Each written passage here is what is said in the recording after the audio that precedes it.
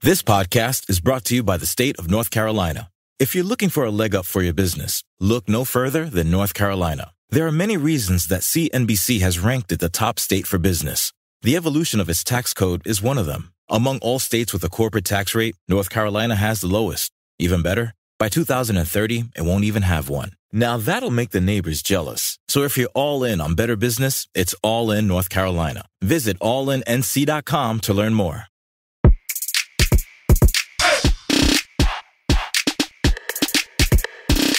It's time for the BAQA. Hey, the BAQA, what you say? The BAQA with Manday, the BAQA with Tiffany, the BAQA. Hey, hey, Amanda, how you doing, girl?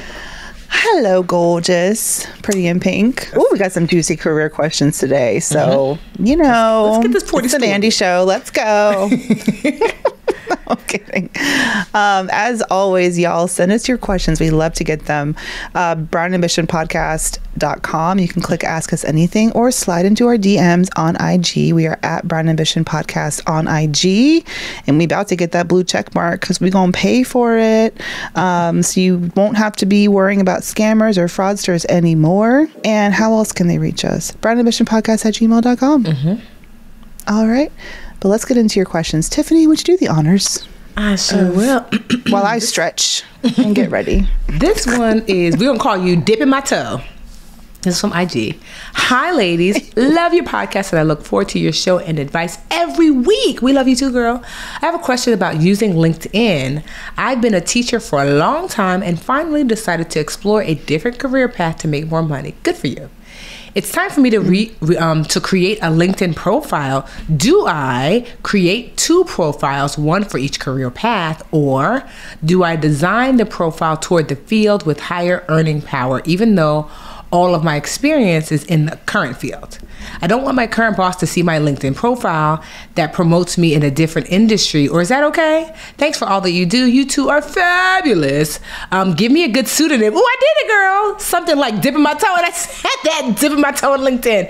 Girl, we calling you Dipping My Toe. Oh. I love that she asked for that, and I anticipated it. Honestly, I have no idea, Mandy. This is all you. So what should Dipping My Toe be? Oh, maybe. Can we stop saying toe? It's one of my... Okay, we'll just say dipping. What should dipping dot do? So this is really common. People are really afraid of putting up on their, like, giving their current employer any indication that they may be looking. Mm-hmm. And I can understand that, especially if you have like an immature boss or manager, or like a retaliation kind of vibe at your place where people get, like, you could get punished, you can get demoted if they think that maybe you're looking elsewhere. But there are things you can do to protect your privacy and still have a LinkedIn profile. I don't necessarily think it makes sense for you to have two profiles. And the reason is, one, you don't have any, it doesn't sound like you have any experience in your new field. So what would go on that profile? And two, I wouldn't look at your education right now as a totally separate path. I think that there's so many transferable skills from being a teacher. You haven't mentioned what you want to do, which leaves me a little bit struggling to give you specific advice, but I'm leaning toward the side of set up your professional profile with your education background, study the job listings for the roles that you want, and really focus in on, as a teacher, as an educator, any of those skills that may be, transferable into this new industry. And in the meantime, connect with people. You set up your profile now, you start building your LinkedIn network. The whole point of LinkedIn, beyond just having like a digital resume and getting reached out to by recruiters, is to actually connect with your peers and colleagues, because you never know who could have a leg up or a way in to a new opportunity for you. And as a pivoter, it's essential. Like, if you are wanting to start in a new field, wait, why am I doing the Joker lip? What happened? Did I drink some water? Hold on, I just gotta look at my own lips. I look like the... Why so serious? Let me fix this. What on the hell happened? This is bad promo for Fenty, but it's not you, it's me. It's not you, it's me, Rihanna. Anyway. Okay. So if you are... so remember, the whole point of LinkedIn is to connect, right? So you don't just want to have a profile, you want to connect with your peers. And as a career pivoter, entirely essential. I think too many career pivoters obsess over resumes and LinkedIn when I really want you to those are just facts. Put up the facts of your work history, but then focus on how can you start connecting with other people and letting them know that you're open to work. And this is the part that you're probably like, wait, how do I tell them I'm open to work without my boss seeing? So you can go on LinkedIn and you can turn on your open to work settings. So if you go into your profile and you edit it, you'll see this when you're setting it up. There is a toggle, like a selection for open to work. Now you can be open to work privately, which means only people who are using LinkedIn Recruiter, which is a special paid version of LinkedIn, which recruiters and maybe some hiring managers, but mostly like HR people will be using. They can see you're open to work, but the general population of LinkedIn users, including your boss, won't be able to see that. So that's one way to protect yourself. Another thing is you can straight up block whoever you want to block on LinkedIn, including your boss or colleagues, if that's, what you want to do. I think that's a relatively safe thing to do because if they're teachers, it's not saying that they may not have a connection to a role for you, but if you're really worried about retaliation or just making an uncomfortable work environment for yourself, you might just want to go ahead and, keep your profile private to those people. But I definitely would say, if you're pivoting into a new industry, which it sounds like you are, you need to start looking for ways to start upskilling, looking for networking opportunities.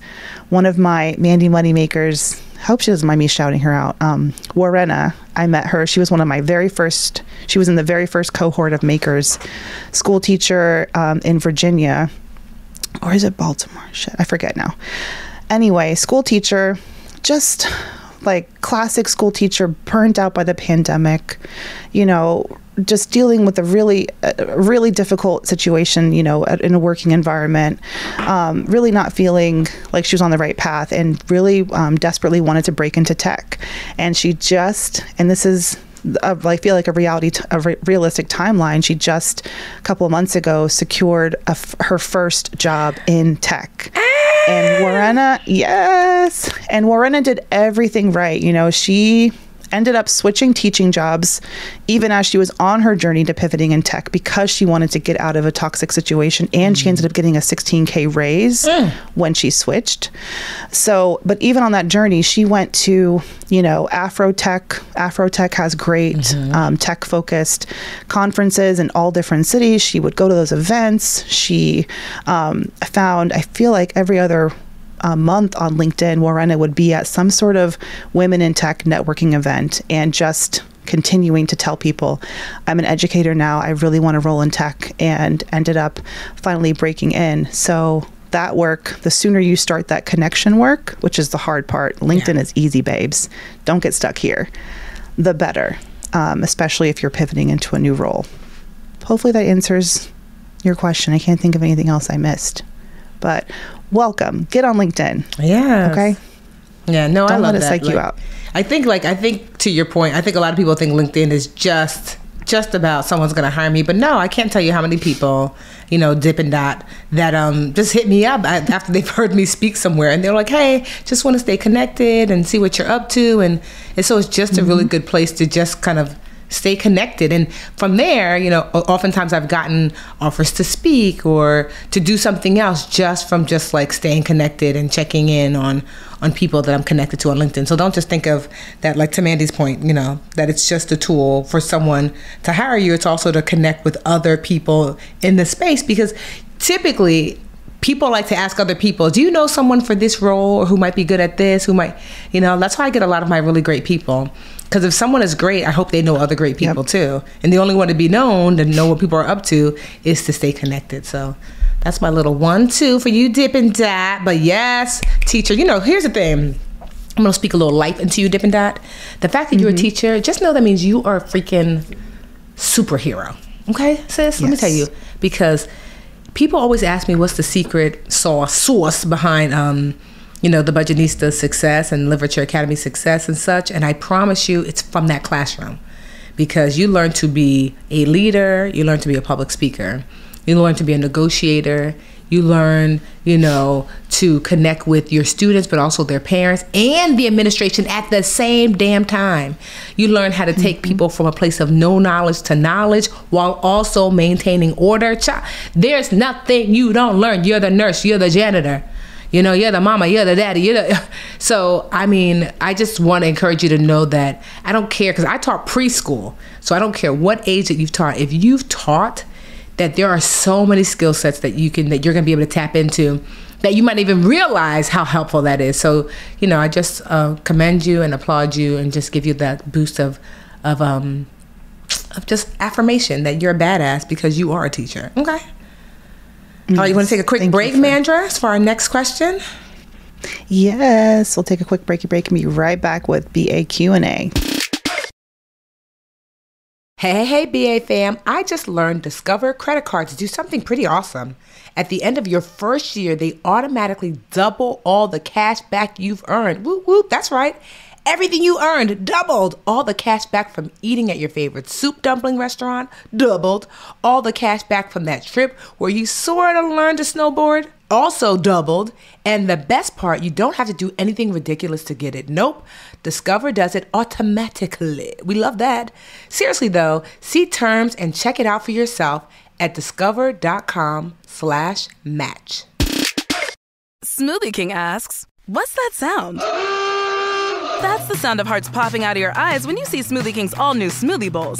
These Power Pack beauties are just waiting to be spooned. Our smoothie bowls start with acai or pitaya and are handcrafted with fresh toppings like sliced bananas, sweet berries, ripe mangoes, crunchy Purely Elizabeth granola, and a savory peanut butter drizzle. That's the sound of a smoothie bowl being made fresh, just for you. The new Smoothie Bowls menu, only at Smoothie King. This podcast is brought to you by the state of North Carolina. If you're looking for a leg up for your business, look no further than North Carolina. There are many reasons that CNBC has ranked it the top state for business. The evolution of its tax code is one of them. Among all states with a corporate tax rate, North Carolina has the lowest. Even better, by 2030, it won't even have one. Now that'll make the neighbors jealous. So if you're all in on better business, it's all in North Carolina. Visit allinnc.com to learn more. All right, BA fam, we are back with another juicy career question. This one's going to be fun because it talks about negotiating, which is I start panting and getting excited when I hear about it. I'm going to read it because this is really like Mandy's wheelhouse. I'm like, that's like my full accept. Like, let me read it so Mandy can Put me in, coach. Put me in, coach. All right. What's Nelly got to say? Right. So this is from Nelly from IG. Hi, Mandy. Hope you're well. Girl, I'm here too. But that's okay. Because stop. Everyone's always like, hey, Tiffany, and that girl. Let me have one. Because you know best that this is a Mandy question. But either way, hey, girl, I'm just saying hi. Question. I'm looking to interview very soon for a new opportunity at my current company, different department. It would be a promotion, and I have most of the required skills, plus finish my master's in 2021. Go ahead, girl. How can I go about getting the absolute max amount of money since they have access to my salary history? FYI, the range is up to $156K, and I'm at $123 currently. They require a salary expectation entry. When I applied, I said $150 just in case they negotiated me down. Let me know if you have any tips. Loving everything you're doing. Thanks, Nelly. This is a good question. What I want to start singing Hot in Here. I don't know why. Just have the urge. No, let's do it. It's getting hot in here. So make sure you get all your coins. Oh, okay. Right? We negotiating. No, that doesn't work as a rhyme. Okay. Delete that. Anyway, listen, Nelly, first of all, congratulations, because I feel like this is a really exciting opportunity, and to work at a company where you can apply to another department is awesome. And I feel like when people think about quitting a role for a new opportunity, you sometimes think like you have to go outside the company. But I'm a huge fan of pivoting in place. Like, that's what I call it when you find a growth opportunity right where you are. Mm-hmm. And your mindset is really important here. And this is a thing where you know what you make, and you're kind of letting that kind of get to you a little bit. I would treat this new department like another company. So anything that you would do if you were interviewing for an outside company, I would do. I would go in there strong and establish, your credentials and how excited you are for the opportunity. You've already mentioned a salary. At least it was sort of at the top of the range. You mentioned 150. I typically would have said, put competitive, or put $0 or put $1, whatever it is in the field, so that you don't have to necessarily name a number. But I think that you should go in there definitely expecting to get paid what the value of the job is, especially if it is a promotion. You have most of the skills, like you said, and you now have a master's degree. So if you were thinking about the salary that you have now holding you back, this is a whole different job. It's a step up, probably more responsibility. What may help you feel more confident going in and asking for your value is to find comparable roles at comparable companies. Those are the two comps. You want to have similar company and a similar role, and see what types of salaries they're offering as well. And then again, think of them as an outside employer who doesn't necessarily know your current salary, and negotiate from that space. It's not about what you're earning now. It's about the market value. It's about the market value of a candidate for this specific role that you're applying for. So don't go in there thinking 123 vibes. Think 156, okay? Think high. And you also know that you're not probably just making 123. You also have to factor in your annual bonus on top of that. So don't forget that you can still negotiate those types of things, like your annual bonus amount. If they offer you equity at your company, you should still feel confident negotiating equity when you get to that point. Like, you've just applied now and you put in your salary expectation, which is cool. Now the key is everything that's going to happen before the negotiation, which is you really want to make them excited to hire you.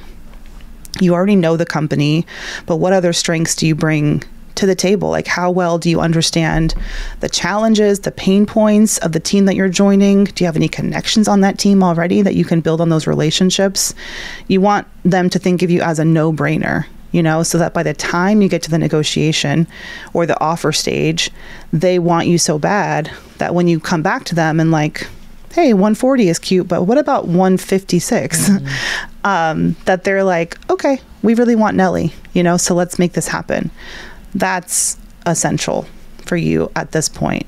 But before you get there, you got to get your mindset right around, this is a whole different employer, even though it's with the same company, whole different team. You're not in the same role that you have now. You're not making 123 in this new role. It's a whole different ball game. So start to think that way and don't get in your own way. I like that. And that's just like, as someone who employs and oftentimes typically will promote from within, I like, most employers are going to want to look within if someone is good, because it's like, you don't have to learn the company culture. I don't have to like kind of talk to you about like and teach you about what we do here. So know that like that's a benefit, to be able, to looking to work internally. But also sometimes the problem is like the prodigal son, right? The person who leaves and comes back gets like better treatment than the person who stayed. So don't be afraid either to like be like, it's seeming like they treat me like old news. Maybe I need to be made new again. So if you're if you're wanting to make more, consider that too. But I just say this, that I have people on my team that are just so excellent. Like, are you bringing obvious excellence to the table? Not just you're doing well, but you're visibly doing well. There are people who, like, even now, there's a woman on one of my teams that I want to bring on over to the Budgetnista. She's on the Literature Academy team.